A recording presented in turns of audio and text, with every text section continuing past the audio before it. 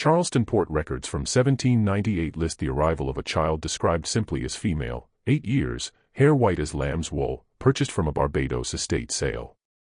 What makes this entry remarkable isn't the description. Albinism existed, though rarely documented, but what happened over the next 36 years? That same woman appears in 17 different plantation ledgers across Georgia and South Carolina, her distinctive appearance making her impossible to mistake. Medical journals from the 1820s reference examinations of a __ with congenital white hair whose case physicians couldn't explain. But the mystery isn't medical. It's what plantation owners discovered about her value, and why 5 different men paid increasingly desperate prices to own her, each one dying under circumstances that were never quite explained. The truth involves no supernatural elements, just human greed, a woman's impossible patience, and a secret about indigo cultivation that was worth killing for. Before we continue with the story of the woman Charleston society called Cotton, I need you to do something. Subscribe to this channel right now. We uncover the darkest true stories from American history that textbooks won't touch. And comment below telling me what state or city you're watching from. I want to know where my audience is. Now, let's discover what really happened to the most expensive piece of property in 3 states. Her real name, the one given at birth, was never recorded. The Barbados sugar plantation where she was born kept meticulous records of everything except the enslaved, listing barrels of molasses, pounds of sugar, even individual chickens, but reducing human beings to tally marks and physical descriptions. When the estate collapsed in 1798 after a hurricane destroyed 2/3 of the crop, everything was liquidated. Ships carried the wreckage to American ports, damaged equipment, remaining livestock, and 93 people sold to cover debts. The child arrived in Charleston with hair so white it looked like cotton ready for picking. Not the yellow white of some light-skinned people, not the gray of premature aging, but pure white, the color of fresh snow against her dark brown skin. Her eyes were normal. Her skin showed no signs of albinism's usual sensitivity, just the hair, startling and impossible to hide. The auctioneer, Thomas Waverly, had processed thousands of sales. He understood markets, understood how to present merchandise for maximum profit. He saw immediately that the white hair made her memorable. Memorable was valuable. He invented a story on the spot, telling potential buyers she came from a line of house servants known for distinctive features, implying genetic traits that made her suitable for specialized work. A rice planter named Harrison Caldwell purchased her for $160, a premium price for a child. But Caldwell had ambitions. He named her Cotton, obvious and cruel, and assigned her to his wife's household in Beaufort. The next 8 years were unremarkable. She worked in the kitchen, learned household tasks, grew from child to teenager. Her hair stayed white. People stared. That was all. Everything changed in 1806 when Mrs. Caldwell's sister visited from Savannah. The sister, Margaret Sutherland, operated her own household and had sharp eyes for opportunity. She noticed Cotton wasn't just distinctive. She was attentive. She watched everything, remembered instructions after hearing them once, never made the same mistake twice. Margaret offered Harrison $600 for her, more than triple what he'd paid. Harrison refused initially, but Margaret was persistent. She explained her reasoning over dinner, loud enough that Cotton, serving wine, heard every word. She's wasted in a kitchen. That appearance makes her perfect for public-facing work, greeting guests, managing front-of-house operations. People will remember your household because they'll remember her. That's worth money in social circles. Harrison reconsidered. $600 was significant profit. He sold Cotton to Margaret, who transported her to Savannah that spring. Margaret's household was different. Smaller, only 14 enslaved people, but operating at the center of Savannah's social scene. Margaret was wealthy, widowed, ambitious, and she used her household staff like theater props, everything designed to impress visitors, to cement her position in society. Cotton became the first person guests saw, positioned at the entrance, her white hair carefully styled, her dress always immaculate. Margaret coached her on posture, on how to speak to wealthy visitors, on memorizing names and preferences. Cotton learned quickly because failure meant being sold again, possibly to worse situations. She served in that role for 3 years, becoming known among Savannah's elite as the Sutherland woman with the extraordinary hair. People asked Margaret about her, fascinated by the unusual appearance. Margaret encouraged the attention, implying exotic origins she'd invented, stories about rare bloodlines and distinctive heritage. Then Margaret's nephew arrived from England. James Sutherland was 24, recently arrived to manage inherited property in Georgia. He was educated, interested in botany and agriculture, and he noticed something nobody else had paid attention to. Cotton new plants. He discovered this by accident, finding her in the garden, examining indigo plants Margaret grew decoratively. Cotton was touching the leaves, smelling them, looking at the soil drainage. "Do you know indigo?" James asked. She hesitated before answering. Speaking to white men without being addressed first was dangerous. "I saw it growing in Barbados before I came here. The climate here is wrong for it. Too much rain, wrong soil composition. The soil could work. You'd need to add lime, improve drainage, plant in rows with spacing for air circulation." James was surprised. This wasn't casual observation. This was technical knowledge. "Where did you learn this?" "I watched the field workers in Barbados before the hurricane. They knew things about indigo that the overseers didn't know." James investigated further over the following weeks, asking Cotton questions about cultivation techniques, processing methods, dye extraction.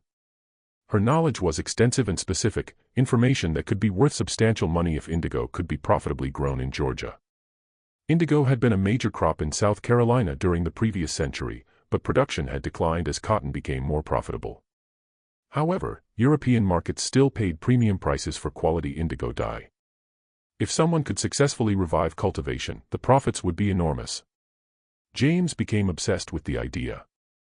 He researched indigo production, consulted with agricultural experts, and kept returning to Cotton for practical knowledge she'd absorbed as a child. He proposed to Margaret that they attempt experimental cultivation on property he'd inherited, 50 acres near the Ogeechee River. Margaret saw opportunity. She proposed a partnership. James would manage the agricultural operations. She would provide Cotton's knowledge and some financing, and they'd split profits. But there was a problem. Cotton was Margaret's property, and James needed consistent access to her expertise. They reached an arrangement. Margaret would lease cotton to James for the growing season, essentially renting her knowledge for $200 plus a percentage of any profits from a successful harvest.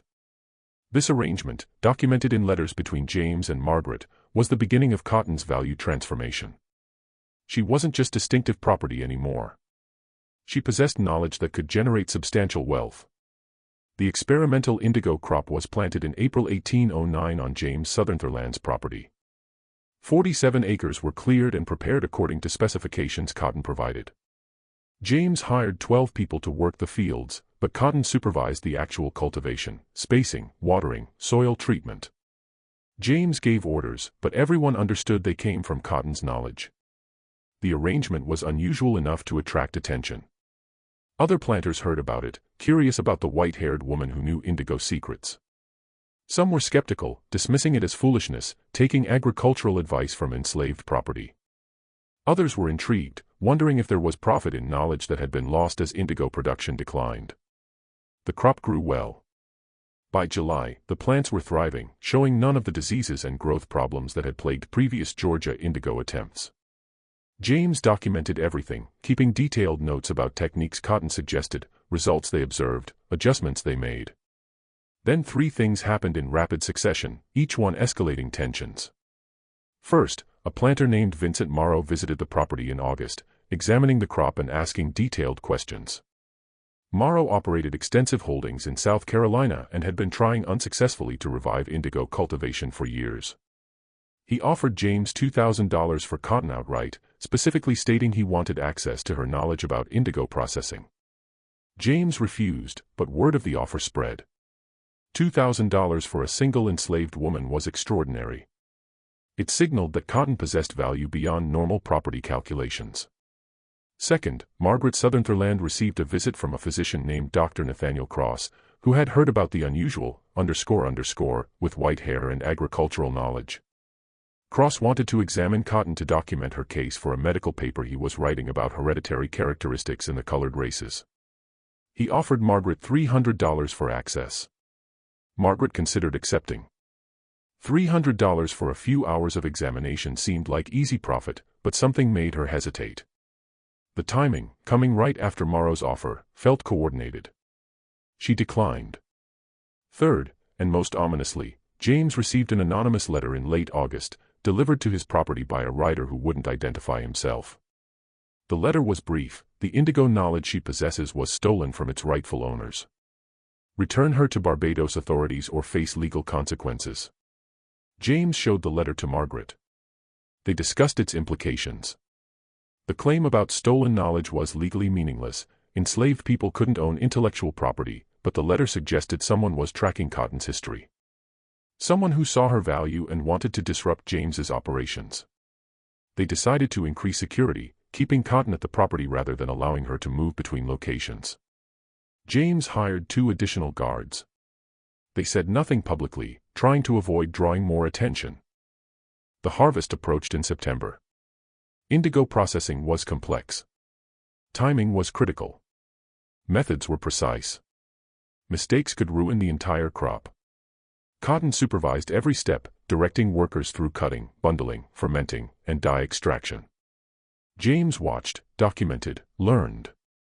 The final product was exceptional. The dye's quality matched the best imports from the Caribbean. James sent samples to buyers in Charleston and Savannah. Responses came back immediately. Everyone wanted to purchase. The projected profit from 47 acres was over $8,000, more than James had made from all his properties in the previous 2 years. That's when Vincent Morrow returned, this time with a lawyer and a magistrate. They arrived on October 3, 1809, just as the final dye processing was completing. Morrow carried documents, purchase papers he claimed proved Cotton was actually his property, sold to him by Harrison Caldwell in 1806 before Caldwell sold her to Margaret Sutherland. The documents looked legitimate. Dates, signatures, witness statements. Morrow claimed Caldwell had sold Cotton twice, once to him, once to Margaret, and that Margaret's sale was fraudulent. James and Margaret examined the papers. The signatures looked genuine. The timeline was plausible. But something felt wrong. Caldwell had died 2 years earlier.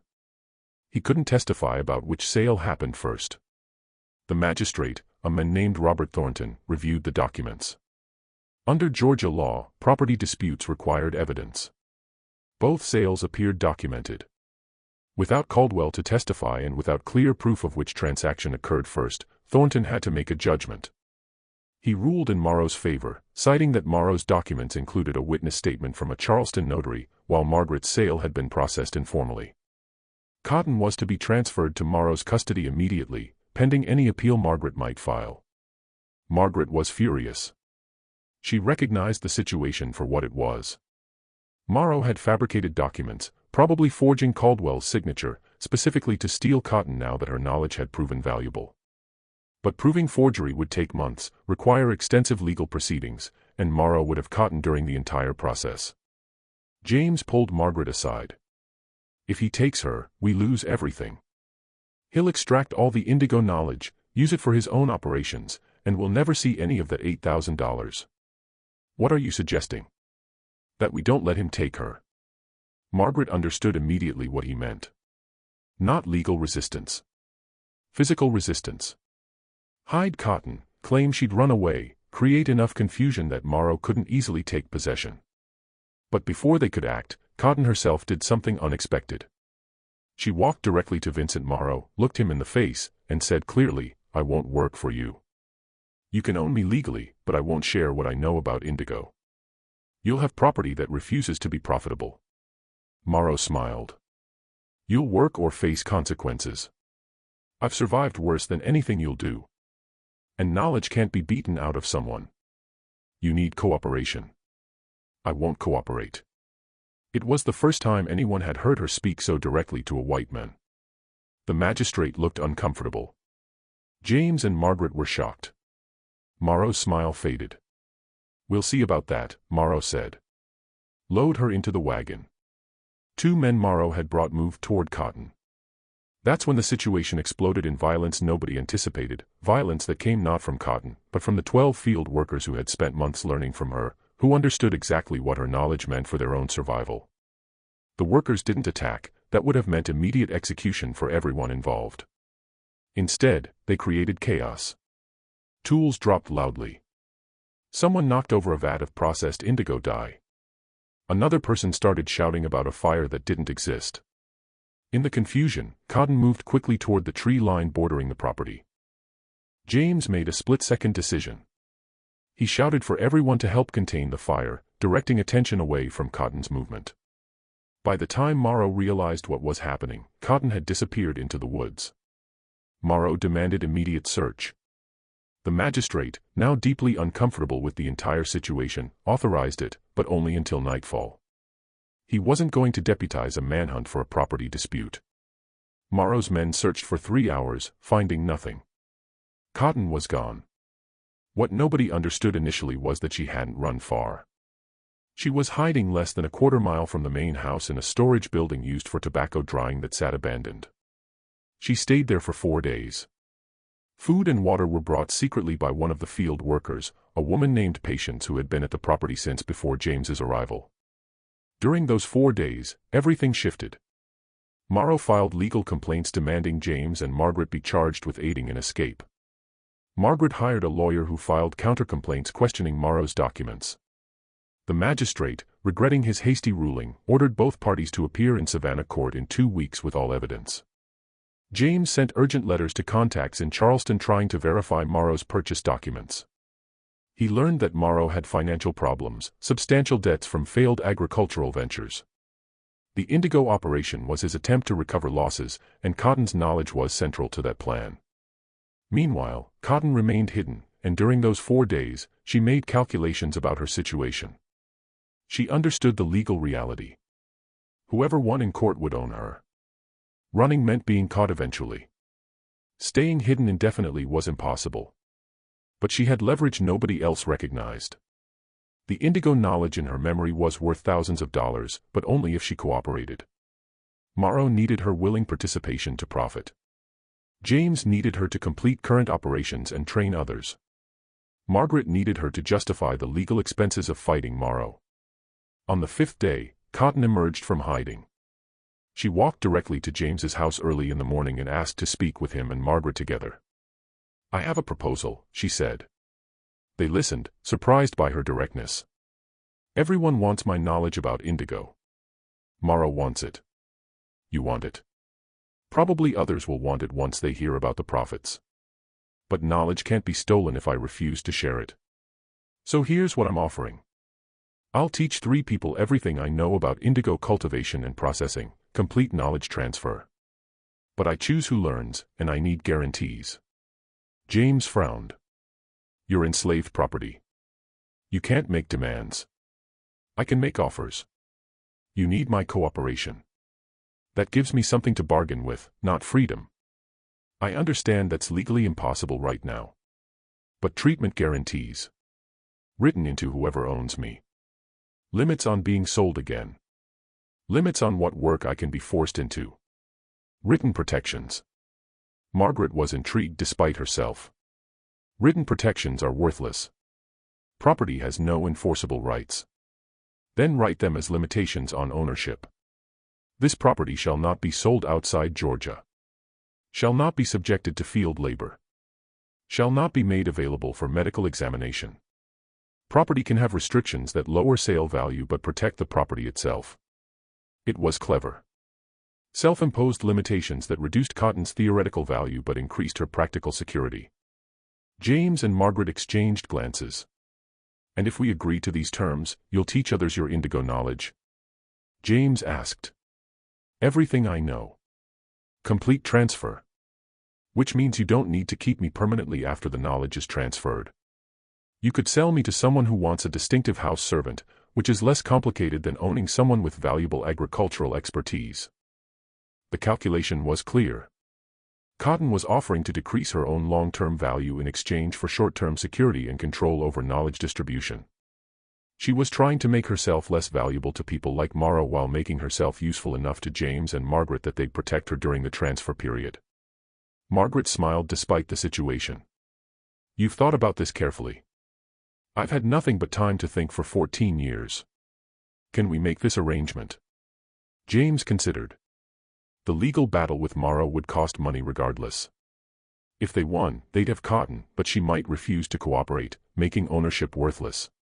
If they lost, Morrow would have the same problem. But if they created written restrictions before the court ruling, whoever won would be bound by terms that gave cotton some protection. "I'll draft a document," James said. "Limitations on ownership as you described. But Margaret still owns you until the court rules. And if Morrow wins, he'd be subject to the same restrictions. That's acceptable. When do we start the knowledge transfer?" "Now. Before anything else happens." For the next 9 days, Cotton taught 3 people, James, Patience, and a field worker named Samuel, everything she knew about indigo. Cultivation methods, timing, soil treatment, processing techniques, quality assessment. She was methodical and thorough, understanding this was her only chance to distribute the knowledge before courts decided her fate. James documented everything in detailed notes.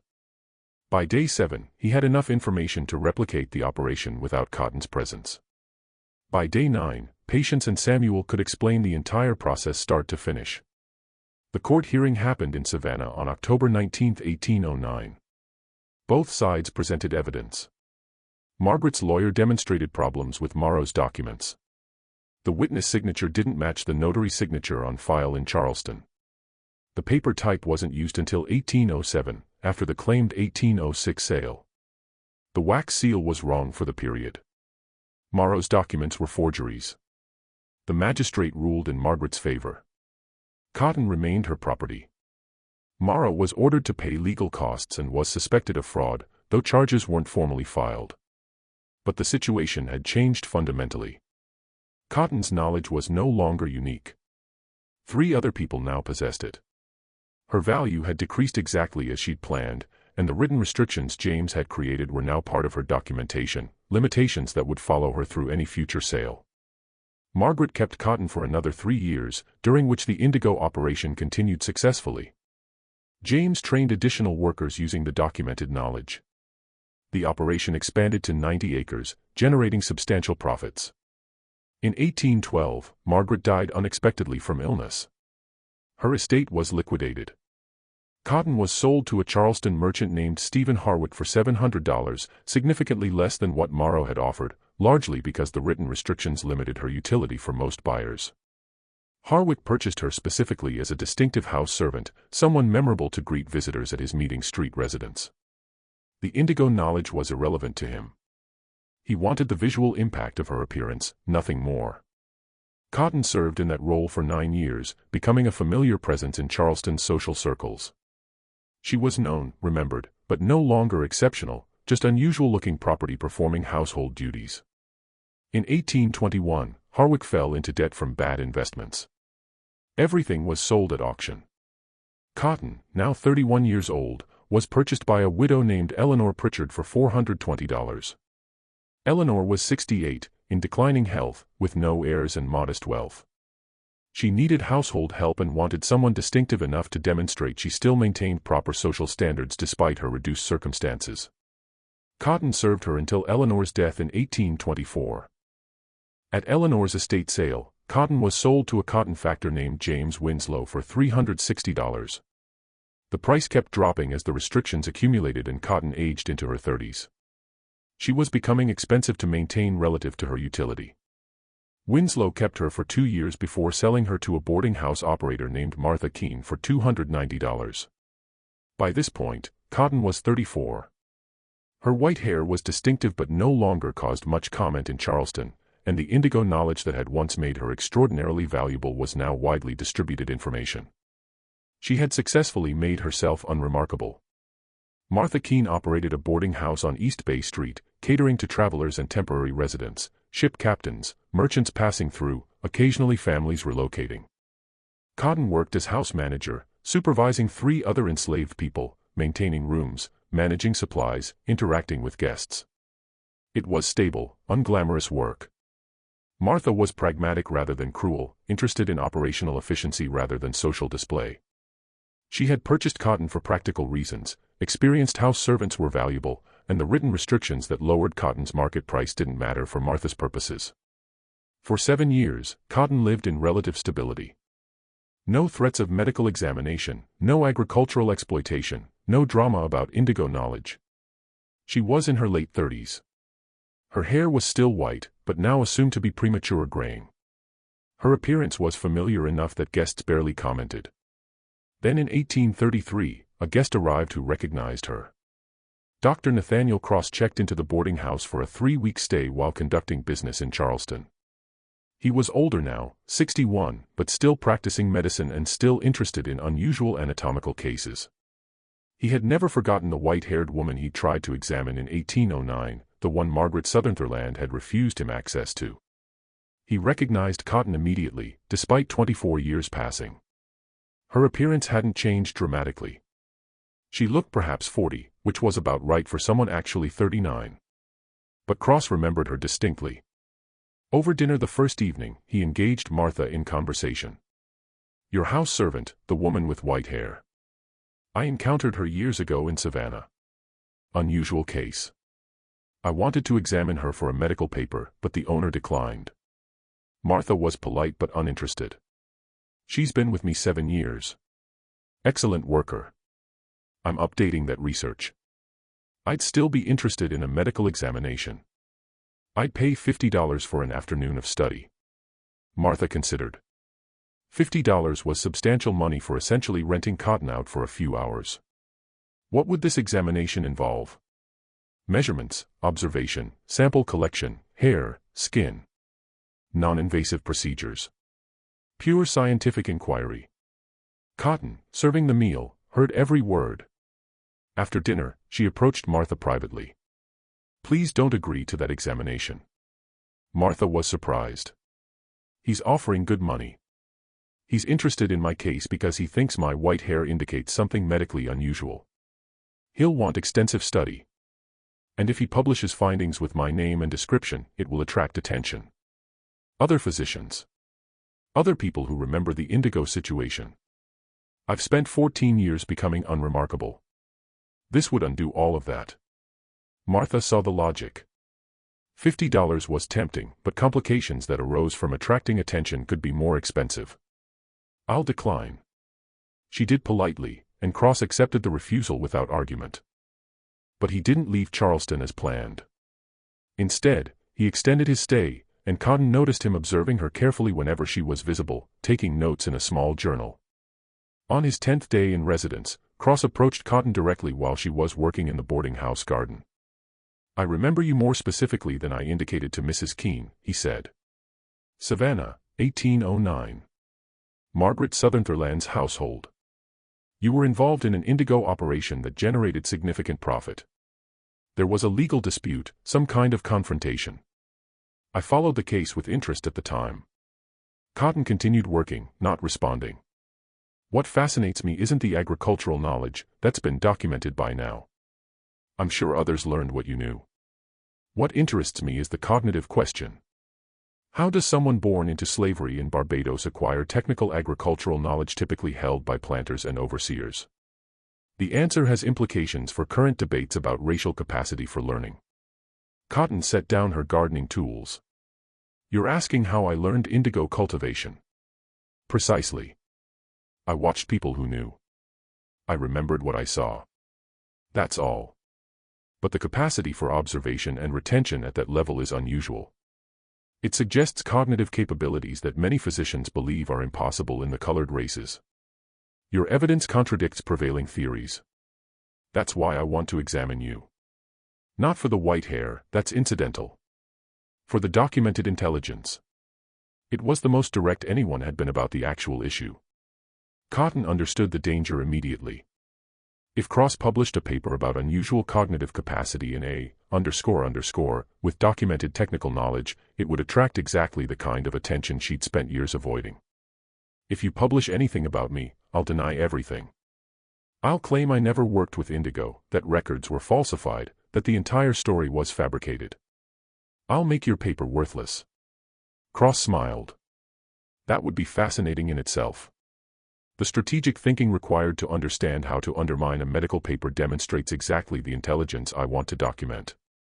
Cotton realized she was trapped in a paradox. Any evidence she was smart enough to avoid study proved she was interesting enough to study. That night, she made a decision. She approached Martha Keene privately. "Sell me. Soon. Before Dr. Cross leaves Charleston." Martha was surprised. "Why would you want to be sold? You've been here 7 years. You're established." "Because Cross is going to cause problems. If I'm sold before he can complete any study, his paper loses its subject. And if you sell me to someone outside Charleston, preferably in a different state, he can't track me easily." "And where would you suggest? North Carolina or Virginia?" "Somewhere far enough that Cross can't casually pursue. And someone who needs a house manager, not someone who will want to display me or exploit the indigo knowledge. Just ordinary employment."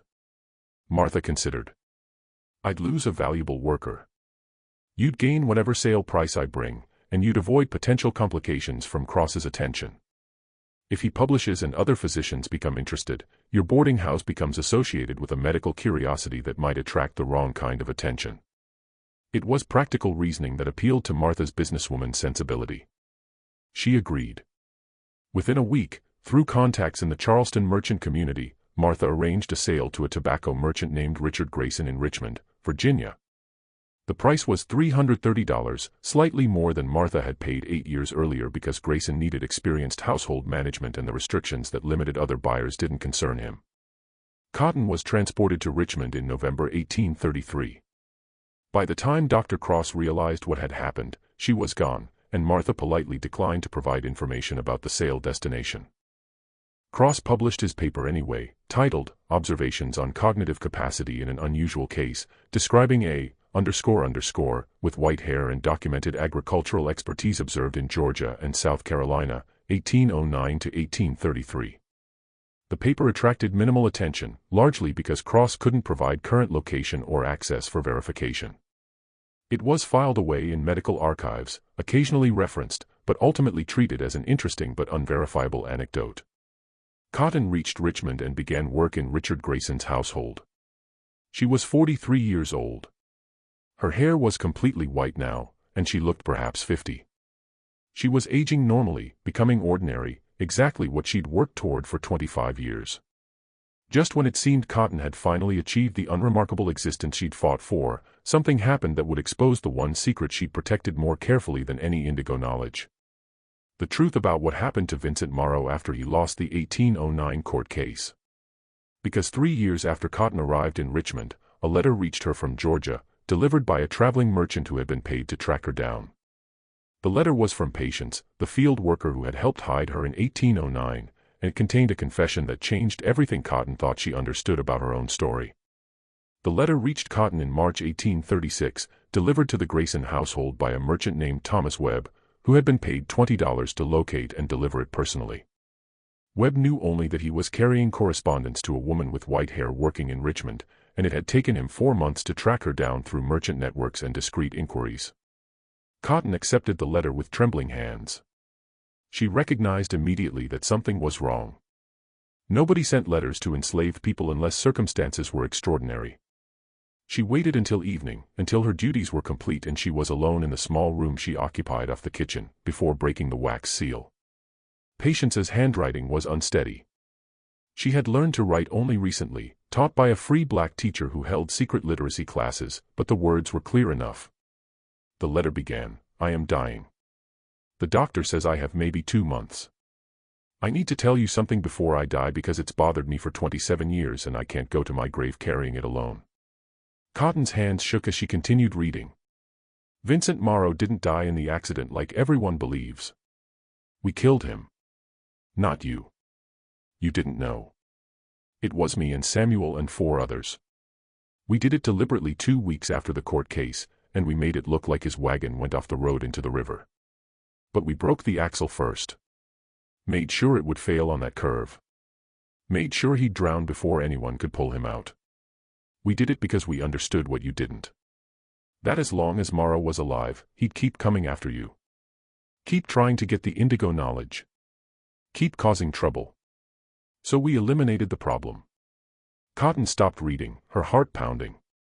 She sat on the edge of her narrow bed, the letter clutched in both hands, trying to process words that rewrote everything she understood about 1809.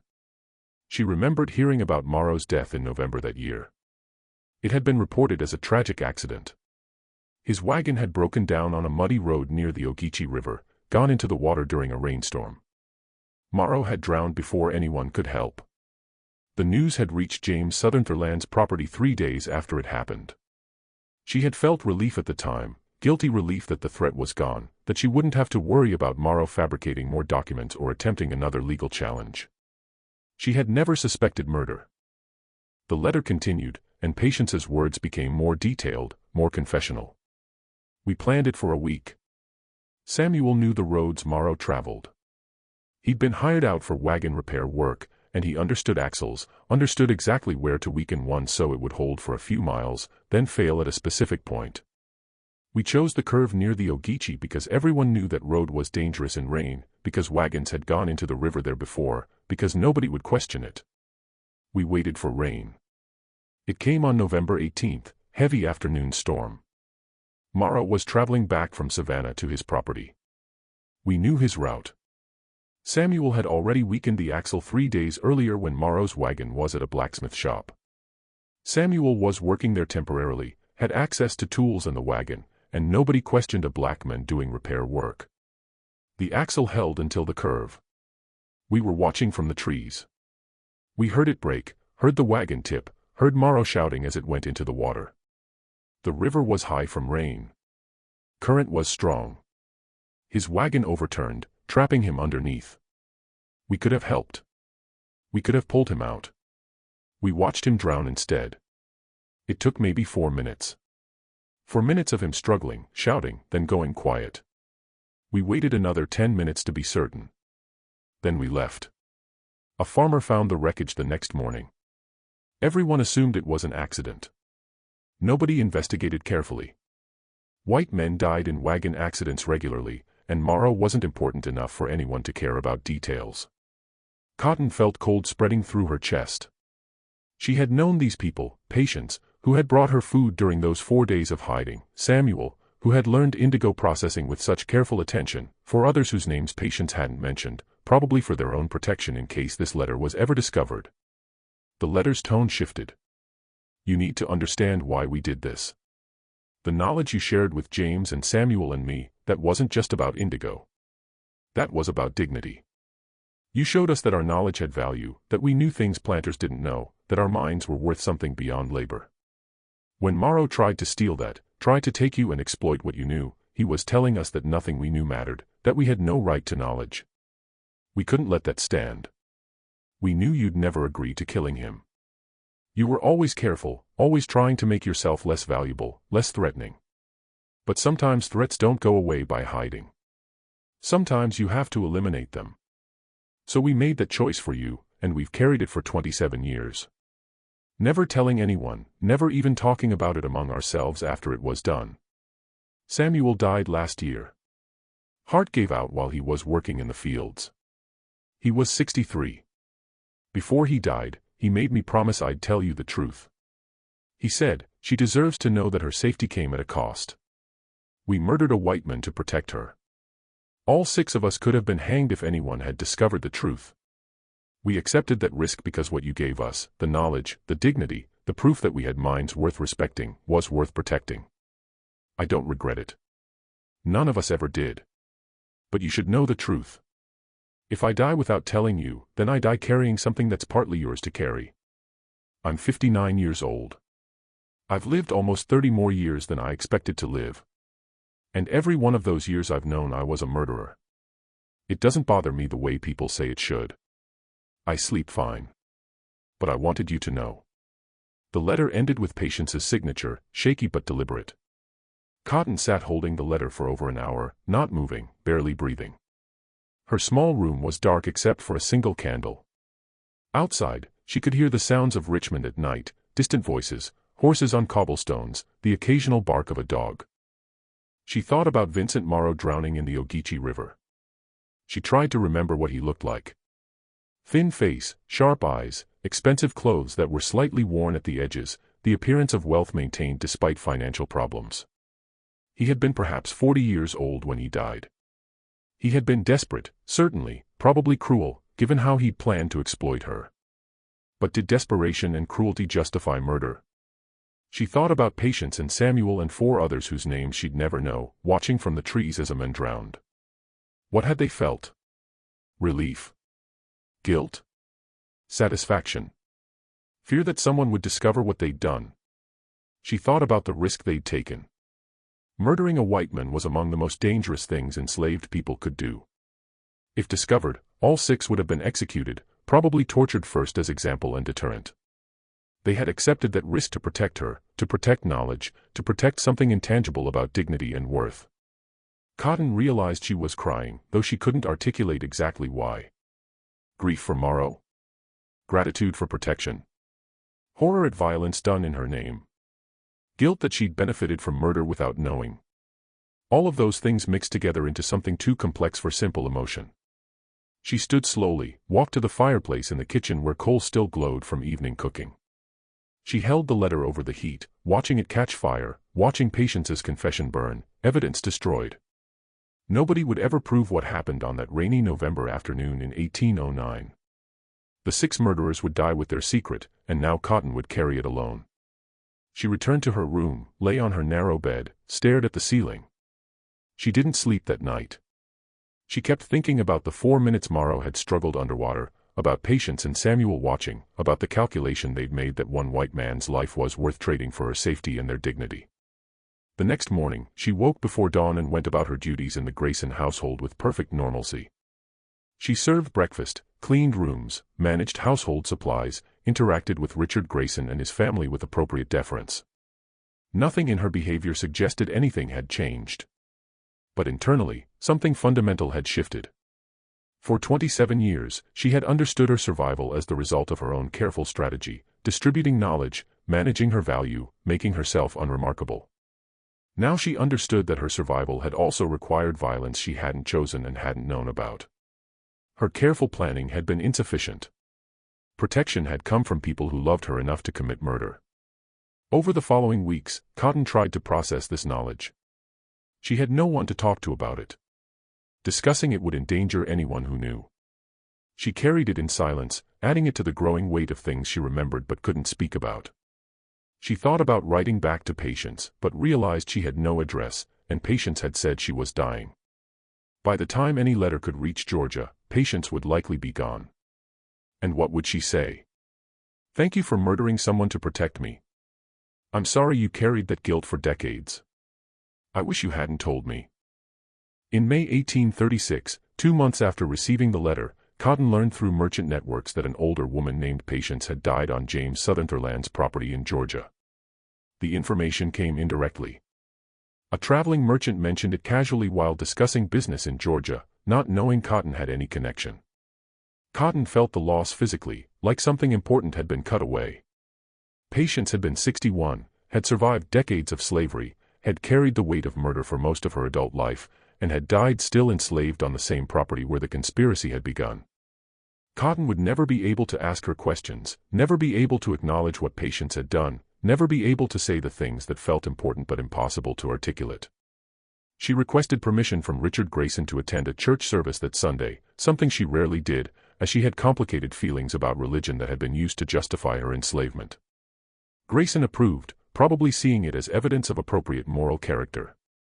Cotton sat in the segregated back section of a Richmond church, listening to a preacher talk about forgiveness and redemption, and thought about murder and survival and the impossible moral calculations enslaved people had to make.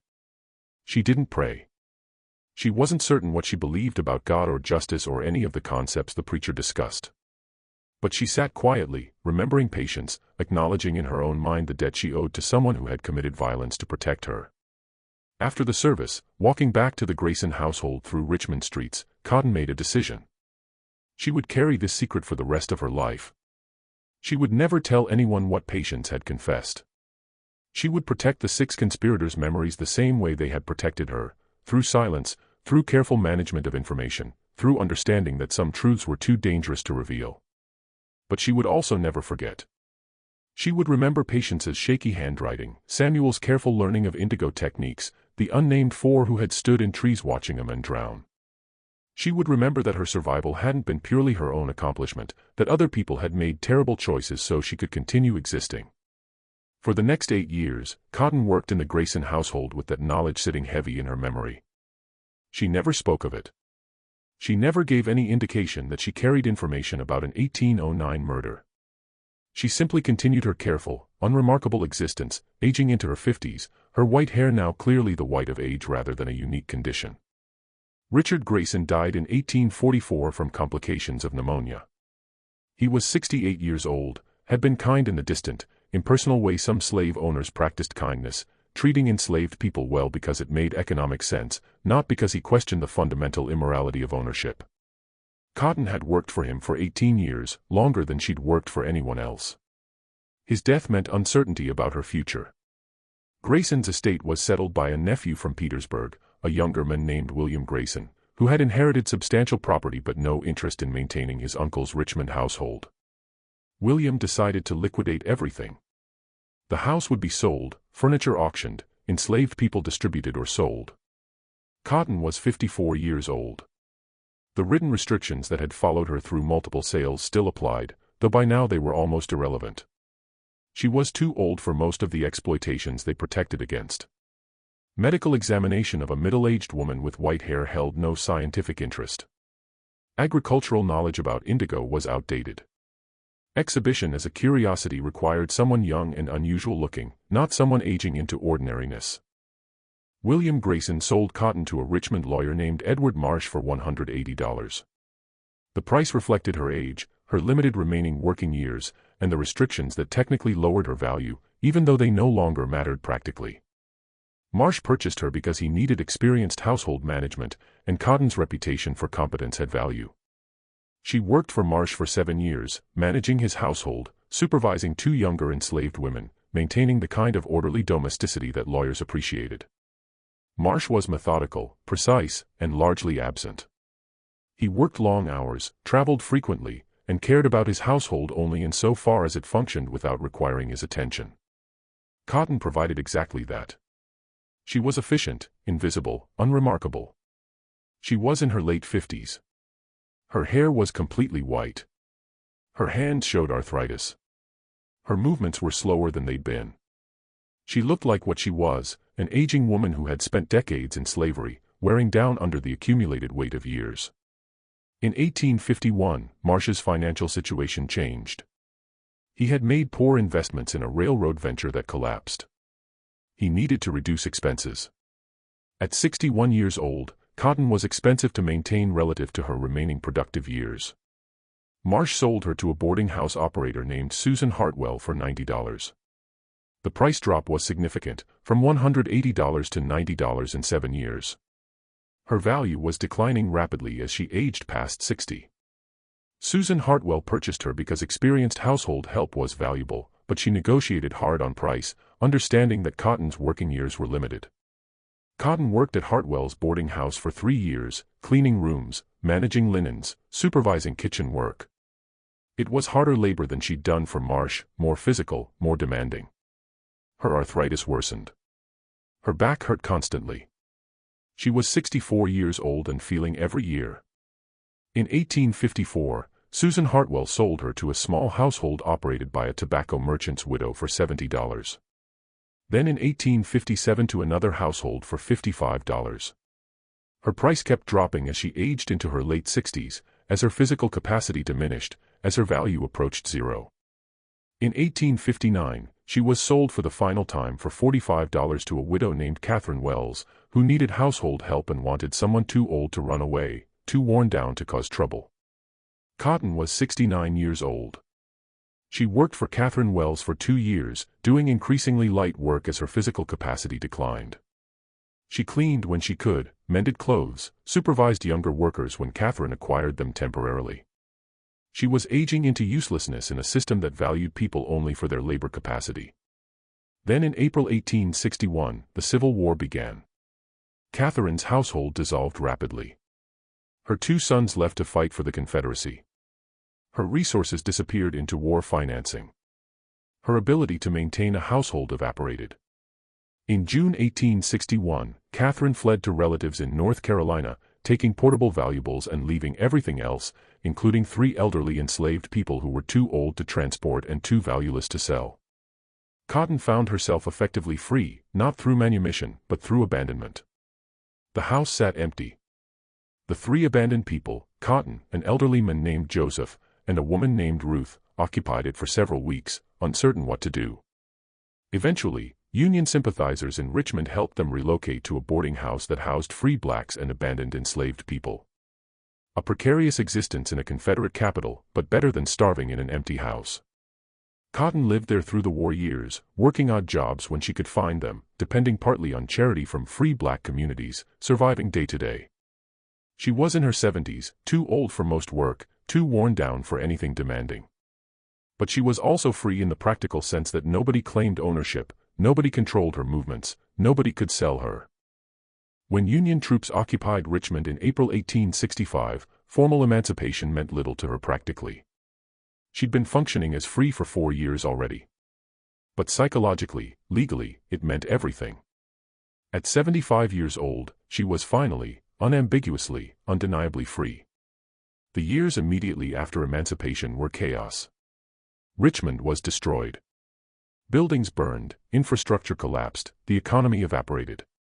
Formerly enslaved people flooded into the city looking for work, looking for family, trying to build lives in the wreckage.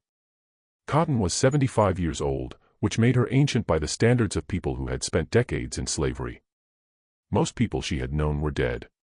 She found work as a seamstress, her arthritic hands still capable of delicate stitching, her decades of experience with textile work translating into something marketable. She shared a room with 2 other elderly women in a boarding house on Clay Street in what had become Richmond's free black neighborhood. She earned barely enough to survive, but survival felt like victory. She thought often about Patience's confession. The knowledge of the murder sat in her memory, another weight among many. She had survived 9 sales, 36 years of slavery, abandonment, war, and Reconstruction. She had outlived everyone who had owned her, everyone who had exploited her knowledge, everyone who had tried to study her or exhibit her or extract value from her existence. Vincent Morrow had been dead for 56 years. His drowning in the Ogeechee River was recorded in historical records as accidental.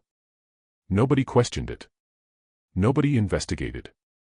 The 6 people who had murdered him were dead too, Patience, Samuel, and 4 whose names Cotton never knew. Their secret had died with them, except for Cotton's memory. In 1872, at age 82, Cotton was interviewed by a young school teacher named David Harper, who was documenting formerly enslaved people's experiences. Harper was 26, idealistic, earnest in the way young people often are about historical preservation. He had been born free in Pennsylvania, had come south after the war to teach, and was trying to collect testimonies before the generation that had lived through slavery died. He found Cotton through recommendations from other elderly people in Richmond's free black community. He arrived at her boarding house on a warm afternoon in May, carrying a notebook and pencil, explaining his project with enthusiasm that made Cotton feel tired. "I want to record your experiences," he said. "Everything you remember about slavery, about the people who owned you, about how you survived. These stories need to be preserved." Cotton studied him. He was young, well-meaning, and had no idea what he was asking. "I've been alive 82 years, she said. "I've been enslaved for 75 of them. That's a lot of experiences. We can take as much time as you need. Multiple sessions. Whatever you're willing to share." Cotton agreed, partly because she was flattered by the attention, partly because she understood the importance of documentation, partly because at 82 years old, she had little else to do with her time. Over 3 days in May 1872, David Harper interviewed Cotton for a total of approximately 9 hours. His notes, preserved in Richmond Historical Society archives, provide the most detailed account of her life. He recorded her testimony in careful handwriting, occasionally asking clarifying questions, mostly just listening as Cotton talked through decades of memory. She told him about being sold 9 times, about the white hair that had made her distinctive, about learning indigo cultivation in Barbados and teaching it in Georgia, about the legal dispute with Vincent Morrow and the court case in 1809, about working in Charleston social circles, about Dr. Nathaniel Cross's attempts to study her, about fleeing to Richmond to avoid medical examination, about the declining prices as she aged, about abandonment during the Civil War, about emancipation coming too late to matter much practically. She was selective in what she shared. She described the indigo knowledge in general terms but didn't provide specific technical details. That knowledge was hers, and she had distributed it deliberately in 1809, and she wasn't giving it away again to some young northern teacher. She mentioned people by name when she remembered them but changed some names, protecting people whose descendants might still be alive and vulnerable. And she never mentioned Vincent Morrow's murder. That secret she kept locked in her memory, protecting Patience and Samuel and the unnamed four even in death. Harper wrote that Morrow had died in an accident because that's what Cotton told him, and Harper had no reason to question it. Near the end of the third day of interviews, Harper asked Cotton a question that made her pause. Looking back over your life, over everything that happened, do you think things worked out the way you planned when you distributed that indigo knowledge in 1809? When you made yourself less valuable deliberately, did that strategy succeed? Cotton considered the question carefully. I survived, she said finally. I'm 82 years old. Most people born into slavery in 1790 didn't live this long. Most people sold 9 times didn't survive. So, in that sense, yes, the strategy worked. But was it more than survival? Did you get what you wanted? I wanted to not be studied like a specimen. I wanted to not be exhibited. I wanted to not be valuable enough that people would go to extreme lengths to own me. I achieved all of that. By the time I was 40, I was unremarkable. By the time I was 60, I was almost worthless in market terms. That's exactly what I worked toward. Do you regret it? Making yourself less valuable. Giving away knowledge that was worth thousands of dollars. Cotton smiled, a tired expression. The knowledge was worth thousands of dollars to the people who owned me. It was worth survival to me. Those are different kinds of value. I don't regret choosing survival. Harper wrote this down, nodding. He asked a few more questions, then thanked Cotton for her time and promised to preserve her testimony carefully. She never saw him again. She never learned what happened to his documentation project, whether anyone read the testimonies he collected, whether her story mattered to anyone beyond that moment. She continued living in Richmond for 2 more years after the interview. She worked when she could, mostly small sewing jobs. Her arthritis worsened. Her eyesight declined. She was increasingly dependent on the charity of the free black community, particularly a church on Broad Street that provided meals and occasional financial help to elderly people. In December 1873, she fell ill with a respiratory infection. It worsened into pneumonia over the following weeks. She was treated by a black physician named Dr. Thomas Freeman, who did what he could with limited resources. But at 83 years old, with lungs weakened by decades of poor living conditions, Cotton had little capacity to fight serious illness. She died on February 14, 1874, in her room in the Clay Street boarding house. Dr. Freeman signed the death certificate, listing cause of death as pneumonia, age as 83 years. She was buried 3 days later in a cemetery for free blacks and formerly enslaved people in an unmarked grave because headstones cost money nobody had. The burial was attended by perhaps a dozen people, other residents of the boarding house, a few members of the Broad Street Church, Dr. Freeman. No family, because Cotton had no surviving family that anyone knew about. No one from her decades in slavery, because everyone from that period was dead. A minister from the church said a few words about resurrection and eternal rest. Someone sang a hymn. They lowered Cotton into the ground in a simple wooden coffin. And that was the end of her physical existence. But memory persisted in fragments. David Harper's 1872 interview notes survived in Richmond Historical Society archives. James Sutherland's indigo cultivation documents survived in a Georgia Agricultural Museum. Dr. Nathaniel Cross's unpublished medical paper survived in Charleston Medical College archives. Plantation ledgers survived in various state historical collections, documenting sales of cotton, distinctive white hair, with prices declining from $600 to $45 over 36 years. These fragments sat in archives for decades, unconnected, each telling part of a story nobody assembled into a coherent narrative. The murder of Vincent Morrow remained documented as accidental drowning. Patience's confession died with Cotton, destroyed in flames. The 6 conspirators' identities were never recorded. In 1892, 18 years after Cotton's death, a Georgia historian named Edmund Wallace, researching early agricultural experiments, found James Sutherland's indigo notes. Wallace published an article in the Georgia Historical Quarterly titled, "Forgotten Agricultural Innovations of the Early Republic." The article mentioned an enslaved woman with specialized knowledge from Barbados but didn't include her name or detailed description. The white hair, the multiple sales, the calculated strategy of self-devaluation, none of that made it into Wallace's article. In 1901, a medical historian researching unusual anatomical cases found Dr. Cross's unpublished paper in Charleston Archives. He included it in a book about curious medical observations from the antebellum period, treating Cotton's case as an interesting but unverifiable anecdote, one of dozens of unusual cases Cross had documented over his career. In 1968, a graduate student named Patricia Morrison, researching free black communities in Reconstruction Richmond, found David Harper's interview notes in the Richmond Historical Society. She included excerpts in her dissertation about formerly enslaved women's survival strategies, but the dissertation was read by perhaps 20 people and never published as a book. These fragments existed separately, archived in different institutions, documented by different researchers with different interests. Nobody connected them into a single narrative about one woman who had been sold 9 times, who had possessed valuable knowledge she deliberately distributed to reduce her own market value, who had survived by making herself unremarkable, who had been protected by people willing to commit murder, who had carried that knowledge silently to her grave. The cemetery where Cotton was buried was developed over in 1923 as Richmond expanded. Bodies were supposed to be relocated to a consolidated location, but records were incomplete, identifications were uncertain, and many graves were simply built over. Cotton's unmarked grave disappeared under a grocery store, then decades later a parking lot, then eventually an apartment building. Her physical remains are somewhere under modern Richmond. Location unknown. Identity forgotten. What survives is documentation without narrative. Archival fragments that prove she existed but don't explain who she was.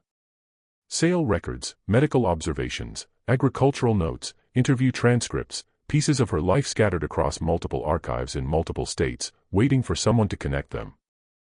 And the question remains, was Cotton's strategy successful?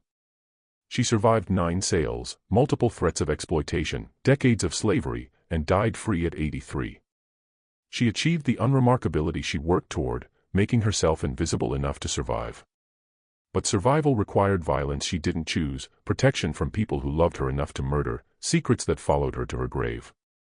She distributed knowledge that was worth thousands of dollars, receiving nothing in return except marginal safety. She carried perfect memory of everyone who owned her, everyone who bought and sold her, everyone who tried to exploit her, and never spoke most of it aloud. She knew about murder and never told anyone. She survived through calculation, through careful management of her own value in a system designed to extract maximum value from human beings. Was that success? Or just the least terrible outcome available within an impossible situation? The historical record can't answer those questions.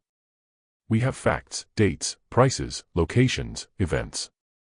But meaning requires interior knowledge we don't possess.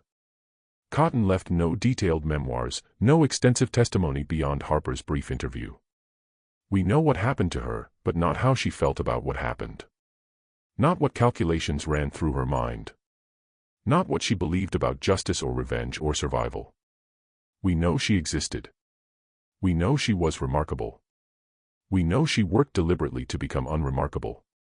Whether that represents triumph or tragedy or simply survival is a question each person must answer for themselves based on what they believe about autonomy, strategy, and the impossible choices slavery forced people to make. Cotton's story challenges simple narratives about resistance and survival. She didn't lead revolts. She didn't escape dramatically to freedom. She didn't even achieve freedom through her own actions. Freedom came through abandonment and war, circumstances beyond her control. What she did was survive through calculation, through strategic self-diminishment, through understanding systems well enough to manipulate her position within them slightly, marginally, just enough to avoid the worst outcomes. Is that resistance? Is that agency? Or is it just survival?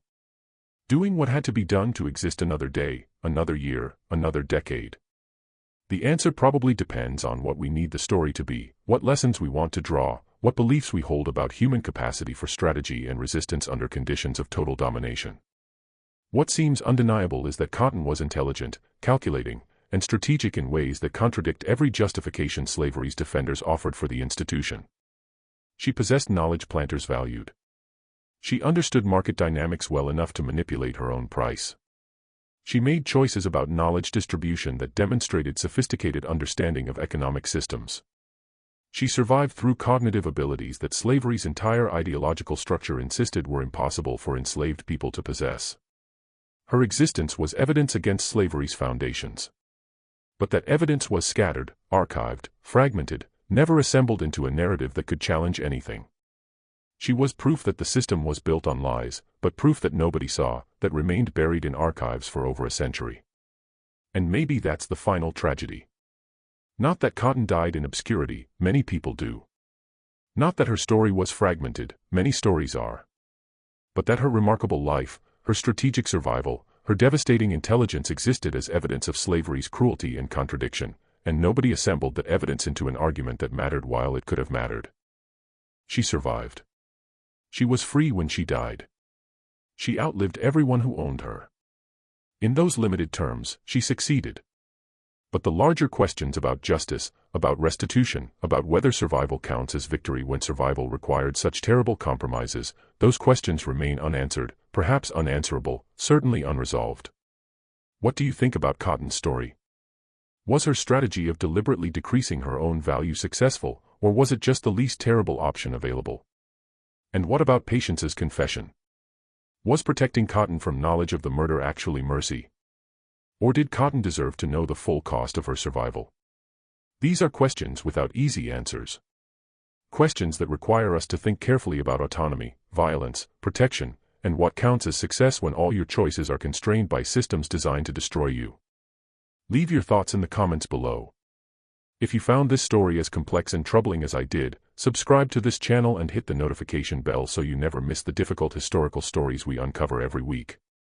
Share this with anyone who appreciates complicated truths about our past, truths that don't fit into simple narratives about heroes and villains.